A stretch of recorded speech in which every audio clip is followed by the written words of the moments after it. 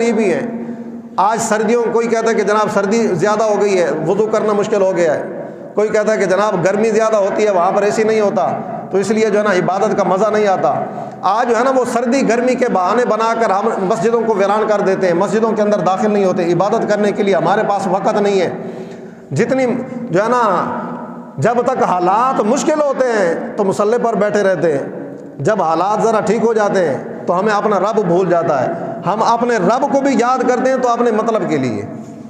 جہاں تک ہمارا مطلب ہوتا ہے وہاں تک اپنے رب کو یاد کرتے ہیں، جب مطلب پورا ہو گیا تو ہماری عبادات بھی ختم ہو گئی۔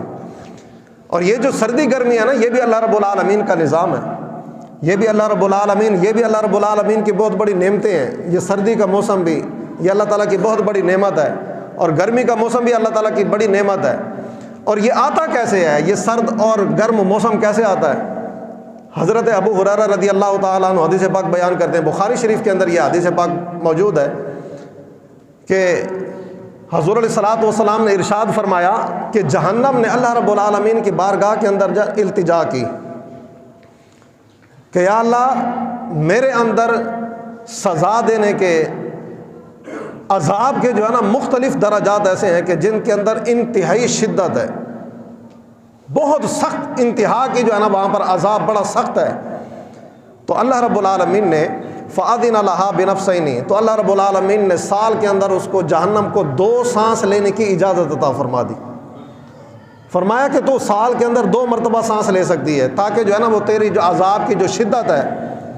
اس کے اندر تھوڑی کمی پیدا ہو جائے۔ یہ جہنم کے التجا کرنے پر اللہ رب العالمین کی بارگاہ میں، تو اللہ رب العالمین نے اس کو سال کے اندر 2 مرتبہ سانس لینے کی اجازت عطا فرما دی۔ نفس فی الشتاء، ایک سانس جو ہے نا وہ سردیوں کے اندر لیتی ہے کہ وہ اس میں سے جو ہے نا وہ جو سردی ہوتی ہے، جو انتہائی جو برداشت سے باہر ہوتی ہے، وہ سردی کے اندر ایک سانس لیتی ہے تو وہ سردی جو اس کی اضافی سردی ہوتی ہے وہ نکل جاتی ہے۔ اور فرمایا کہ وَنَفْسٍ فِي الصَّيْفِ، اور ایک گرمیوں کے اندر سانس لیتی ہے وہ جہنم، تو اس کی وجہ سے اس کی جو اضافی جو گرمی ہوتی ہے وہ اس میں سے نکل جاتی ہے، وہ ختم ہو جاتی ہے۔ تو حضور علیہ الصلوۃ والسلام نے ارشاد فرمایا کہ فَهُوَ أَشَدُّ مَا تَجِدُونَ مِنَ الْحَرِّ وَأَشَدُّ مَا تَجِدُونَ مِنَ الزَّمْهَرِيرِ، حضور نے فرمایا کہ یہ جو تم گرمی اور سردی کی جو شدت محسوس کرتے ہو نا، یہ جہنم کے سانس لینے کی وجہ سے ہے کہ سردی کے موسم کے اندر وہ جہنم وہ اپنی سردی کو باہر سانس نکالتی ہے، اپنی سردی کو باہر نکالتی ہے، تو اس کی وجہ سے دنیا کے اندر جو ہے نا وہ موسم سرد ہو جاتا ہے، اور گرمیوں کے اندر وہ اپنا گرم سانس اپنی گرمائش کو سانس کے ذریعے باہر نکالتی ہے، تو پھر اس کے ذریعے جو ہے نا وہ دنیا کے اندر وہ گرمی پھیل جاتی ہے۔ تو یہ جہنم کے ٹھنڈا اور گرم سانس لینے کی وجہ سے یہ سردی اور گرمی کا موسم آتا ہے۔ تو پھر آپ کوئی کہہ سکتا ہے جناب اگر یہ سردی کی شدت اور گرمی کی جو شدت ہے یہ جہنم کے سانس لینے کی وجہ سے ہے، تو پھر تو پوری دنیا کے اندر موسم ایک جیسا ہونا چاہیے، یہ سردی ہونی چاہیے، یہ گرمی ہونی چاہیے، کیونکہ وہ ایک ہی بار سانس لیتی ہے۔